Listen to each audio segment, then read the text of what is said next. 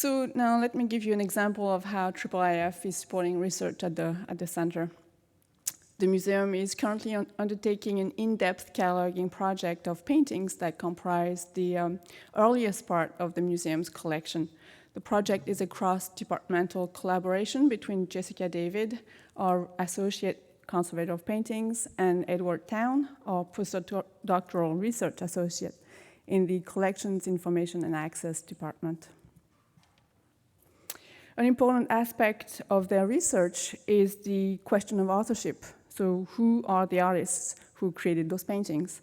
It's a question that's frustrated by the fact that there are very few artists in the 15th and early 16th century who actually signed their work. And it's problematized further by the distinct lack of supporting documentary record for the period. So in order to overcome these difficulties, our project team uses a combination of traditional art historical methods and connoisseurship with the latest in analytical techniques from conservation science. Jessica and Ed are relying heavily on the collation, organization, and comparison of visual material from a variety of different collections, both public and private.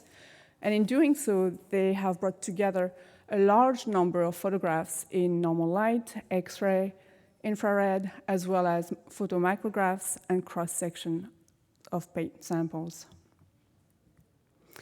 So the museum's portrait of an unknown woman from 1567, which you are looking at on the left here, is a typical example from this research project. It's Jessica and Ed's conjecture that these three portraits originate from the same artist's workshop, a hypothesis actually that's never been made before. But the argument, of course, requires extensive illustration and careful description, which Mirador helps them manage.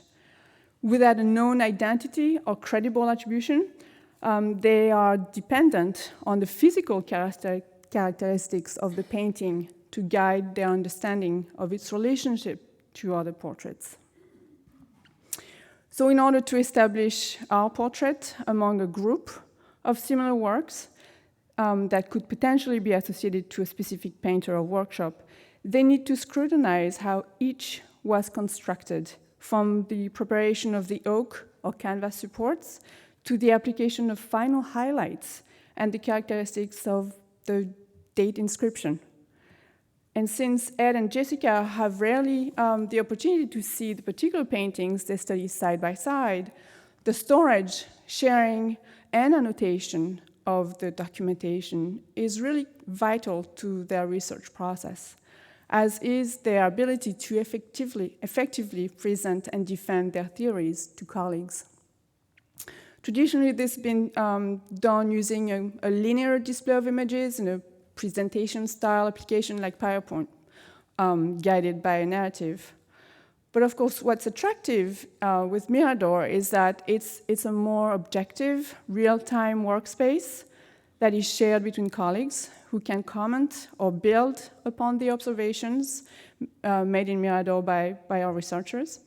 And being able to record their evolving reasoning in the digital space is important for scholars because it helps them test out their arguments. So annotations are useful, but what also strikes me here is that this type of digital environment is a lot closer to the way they actually work. It allows them to bring multiple images from many different collections together while getting feedback from their peers. So really through a platform like this, we can almost see scholarship being developed in front of our very own eyes. So in the next few minutes, I want to touch upon how IIIF changes the research paradigm and how it fits very well in the center's digital strategy. So first, let me start by saying that the center is committed to using technology to make its collections as widely accessible as possible. And this digital strategy is supported by 4 critical elements. The use of an open access policy, use of data exchange standards and protocols, use of open source tools, and of linked open data. So the center's collections data is already exposed via the web in human-readable format through our online collections catalog. And this catalog allows users to search and view documents as well as images through the web and on mobile devices. Thousands of images of works in the center's collection believed to be in the public domain are available for free through the catalog. This is the device to download images. And of course, Michael has shown you just a minute ago how we now have a link to our IIIF manifests here. I wanted to show this screen because this is actually feedback from our researchers. This is a Mirador. And as you can tell, the metadata panel here is quite lengthy. They actually wanted to see all the information we know about this painting from our catalog into the Mirador space. They really don't want to have to go back out to the catalog and come back to Mirador. So since 2011, under Yale's University's open access policy, anyone can make use of the center's open access materials without further application, authorization, or fees due to the center or to Yale. And that includes commercial purposes and high-resolution images.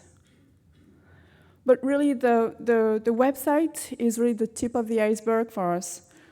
We also disseminate our digital resources in a programmatic fashion via a number of data exchange protocols. Our machine-readable data can also be accessed querying our linked open data semantic endpoint. As with many other cultural heritage institutions, the center has been digitizing its collections for quite some time now. But unlike many others, at least in the US, it's taken the additional step to organize its data with an ontology called the CDOC CRM, which is developed by the cultural heritage community and supported by the International Council of Museums Committee of Documentation. That's CDOC within ICOM.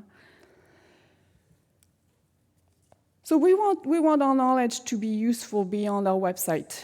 And that's why we decided to take advantage of linked open data. And the CDOC CRM is really the semantic framework that allows us to represent our knowledge the best. Given that we want to leverage as much as possible our open access content to support scholarship, it makes sense that the IIIF framework and the Mirador image viewer would tick all the boxes of our digital strategy. IIIF not only supports interoperability between image repositories and breaks down the barriers between image silos, but it also leverages our open access resources.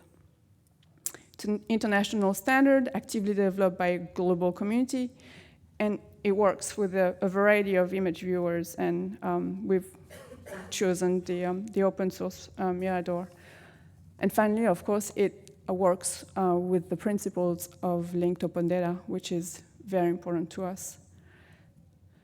So our goal is really to share our open access digital resources in formats that allow for easy, creative, and scholarly use so we can contribute to the study of British art worldwide. And in addition to our semantic endpoint, we plan on contributing our RDF dataset to the Mellon-funded research space platform. And I'm showing you a sneak peek and a screenshot of our data within research space here. And research space is another point of integration between our collections and others, which is great because it's a good way to enrich our knowledge about our own objects. A note here to two links I cited during my talk, but also a shout out to Melissa Fournier, who is our digital imaging manager here, who is in the house. So if you see her, make sure to ask her lots of questions. Thank you.